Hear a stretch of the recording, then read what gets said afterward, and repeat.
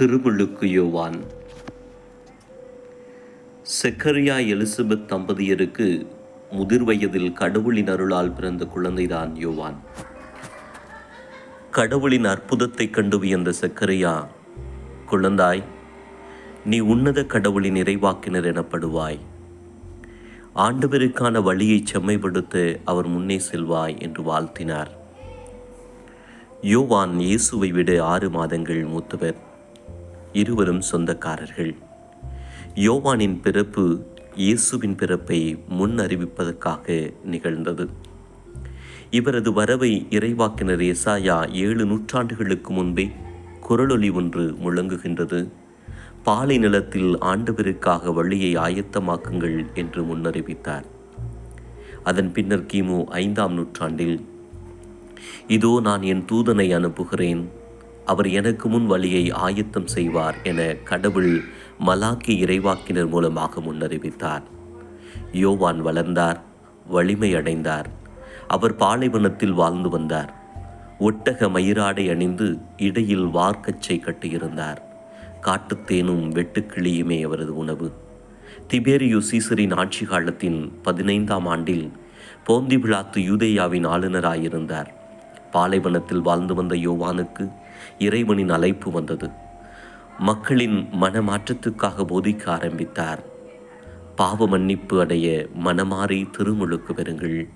மனமாறியவர்களுக்கு அதன் அடையாளமாக ஞானஸ்தானம், அதாவது திருமுழுக்கு கொடுத்தார். அதனால் அவரது பெயர் திருமுழுக்கு யோவான் என்றானது. அவருடைய வலிமையான போதனையில் தாக்கப்பட்ட பலர் அவரிடம் வந்து மனமாற்றம் அடைந்து திருமுழுக்கு பெற்றனர். வந்தவர்கள், நாங்கள் என்ன செய்ய வேண்டும் என்று கேட்டார்கள். உன்னிடம் 2 அங்கி இருந்தால் 1 இல்லாதவனுக்கு கொடு, இருக்கும் உணவையும் பகிர்ந்து உண் என்றார். வரி வசூலிப்பவர்கள், நாங்கள் என்ன செய்ய வேண்டும் என்று கேட்டார்கள். எவ்வளவு வசூலிக்க வேண்டுமோ அதை மட்டும் வசூலியுங்கள், நேர்மையாயிருங்கள் என்றார். படைவீரர்கள் அவரிடம், நாங்கள் என்ன செய்ய வேண்டும் என்றார்கள். யாரையும் அச்சுறுத்தி பணம் பறிக்க வேண்டாம், பொய்க்குற்றம் சுமத்த வேண்டாம், சம்பளமே போதுமென இருங்கள் என்றார். இவருடைய போதனைகளை கேட்ட மக்கள், ஒருவேளை இவர் மீட்பராயிருப்பாரோ என பேசத் தொடங்கினர். ஆனால் அவர் மீட்பர் அல்ல, அவர் மீட்பர் இயேசுவின் முன்னோடி.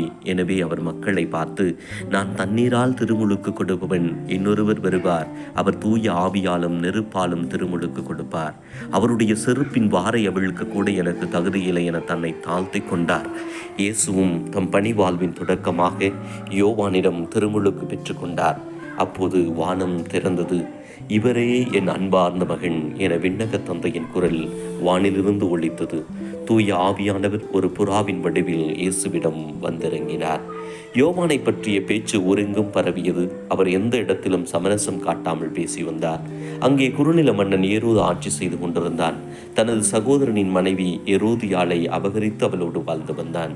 ஏரோதே, நீ செய்வது பாவம், மனம் திரும்பு.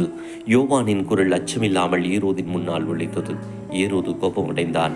யோவானை கைது செய்து திரையில் அடைத்தான். யோவான் சிறைப்பட்டதும் இயேசு தனது பணிவாழ்வை தீவிரப்படுத்தினார்.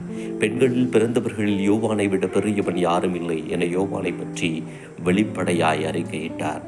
ஏரோது எப்படியாவது யோவானை கொல்ல வேண்டும் என நினைத்தான். ஆனால் மக்கள் இழந்தெழுவார்கள் என அமைதி காத்தான். அப்போது ஏரோதின் பிறந்த நாள் வந்தது. ஏரோதியாளின் மகள் சலோமி ஒரு அற்புதமான நாட்டியத்தை ஏரோதின் முன்னால் நடத்தினார். நீ என்ன வேண்டுமானாலும் கேள், உனக்கு தருகிறேன், ஏரோது அறிவித்தான். எனக்கு யோவானின் தலை ஒரு தட்டில் வைத்து தர வேண்டும் என்றாள் சலோமி. அவளுடைய தாயின் அறிவுரை அதுவாக இருந்தது. ஏரோது வருந்தினாலும் வாக்குறுதியை மீற விரும்பவில்லை. யோவானின் தலை வெட்டப்பட்டது, தட்டில் வைத்து பரிசாக அளிக்கப்பட்டது. அதை அவள் கொண்டு போய் தன் தாயிடமும் கொடுத்தாள். யோவானின் பணி நிறைவுற்றது.